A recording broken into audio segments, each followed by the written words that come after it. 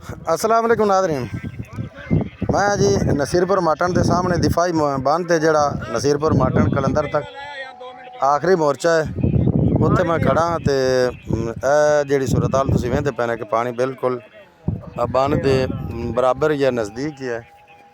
तो इहदे ते मैं देखने वास्ते मौके ते कि लोगों ने पहले आखा सी कि पानी बंद टुटा है, तो बंद वाकई टुटा है कि लोग बंदे पे ने कि उसनू कोशिश करते पे ने बनने की, अल्लाह करे वो बच जाए। वालेकुम सलाम।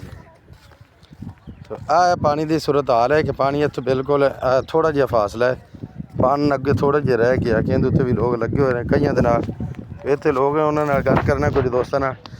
जी अस्सलाम वालेकुम जी। जी वालेकुम सलाम जी सर की सूरत हाल है इत्थे? कारी साहब सूरत हाल बड़ी नाजुक जी है क्योंकि पिछे की अपडेट तो तुसीं माशाअल्लाह साढ़े नाल बड़ी सोहनी दिंदे ने ते 250 प्लस चल रहा है हैड गंडा सिंह ते 2.5 लाख ते अपने हैड सुलेमान की ते कोई 1,54,000 कुछ क्यूसिक पानी चल रहा है 1.5 लाख प्लस। 1.5 लाख प्लस।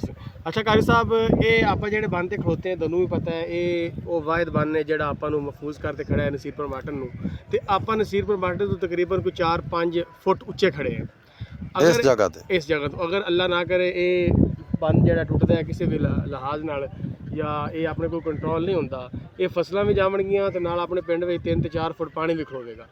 अल्लाह ये पिंड वालों तो भी अपील है ते तुसीं माशाअल्लाह बड़ी चंगी एफर्ट करते पे ने, ऐलान करते हैं मस्जिद विच काफ़ी सारे लोग आ हुण भी बंद साडा टुटा सी ते ये गाँव जेडे पिंड वाले लोग ने उन्हां दी मुहब्बत दे नाल उन्हां दी शफकत दे नाल उन्हां दे खलूस दे नाल ते उन्हां दे जज्बे दे नाल जेड़ा ना असीं ये बंद नूं जेडे अगे लोग सुक्के ते बैठे ने उन्होंने की मैसेज है कि उन्हां नूं ये मैसेज है कि जाग पवन नहीं तो फिर पानी खुद जगा लवेगा।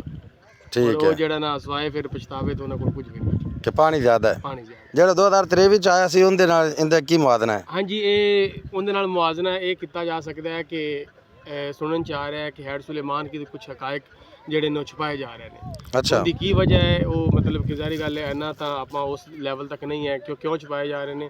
ਇਹਨਾਂ ਨੂੰ ਇਹ ਜਿਹੜੇ ਐਕੂਰੇਟ ਫਿਗਰ ਨੇ ਉਹ ਦੱਸਣੇ ਚਾਹੀਦੇ ਨੇ ਤਾਂ ਕਿ ਆਪਣੇ ਜਿਹੜੇ ਲੋਕ ਨੇ ਉਹ ਆਪਣੇ ਆਪ ਨੂੰ ਉਸ ਪਾਣੀ ਦੇ ਜਿਹੜੇ ਲੈਵਲ ਨੂੰ ਵੇਖਦੇ ਹੋਇਆ ਕਿਸੇ ਮਹਿਫੂਜ਼ ਮੁਕਾਮ ਤੇ ਮੁੰਤਕਿਲ ਕਰਨ। ਹੁਣ 154 ਹੈ ਪਿੱਛੇ 400 ਤੱਕ ਰੇਲਾ ਗਿਆ, ਹੁਣ ਉਹਦੀ ਕੀ ਕੰਡੀਸ਼ਨ ਹੈ, ਉਹ ਕਦੋਂ ਸਾਡੇ ਕੋਲ ਆਵੇਗਾ, ਕੀ ਉਹ ਕਰੇਗਾ, ਉਹ ਮਤਲਬ ਕਿ ਜਿਹੜਾ ਨਾ ਸਾਨੂੰ ਕਿਸੇ ਚੀਜ਼ ਤੋਂ ਅਗਾਹ ਨਹੀਂ ਕੀਤਾ ਜਾ ਰਿਹਾ, ਬਸ ਇਹ ਕਿਹਾ ਜਾ ਰਿਹਾ ਧਮਾਕਾ ਹੋਇਆ ਕਿਧਰੇ ਬੰਨ ਵੀ ਤੋੜ ਦਿੱਤਾ ਗਿਆ। शायद कोई बड़ा इस तरह इन्होंने बंद तोड़ दिता गया किधर। जी जी थोड़ी देर तक मालूमात आ जाएगी, धमाके की आवाज़ है और आ जाएगी। लिहाजा अल्लाह तो जेड़ा ना यही दरखास्त है कि सानू ये जेड़ा खिता थोड़ा जिहा बच गया साडा इनू अल्लाह महफूज अल्लाह ताला ने महफूज रख ले। लो जी अवाम उन्नास दी जेड़ी राय है तो तुसीं सुन लिया कि शाम का वक्त है, नमाज भी पढ़नी है। तो यह सूरत हाल है, पानी दी पानी बिल्कुल इवें सिर दे उत्ते खड़ा है और सामने जेड़ा नसीरपुर माटन है पिंड वो बिल्कुल नीवा है, काफ़ी नीवा है, इहदे नाल तकरीबन 7-8 फुट का फासला है। तो अल्लाह ताला खैर करे। अस्सलाम वालेकुम रहमतुल्लाह।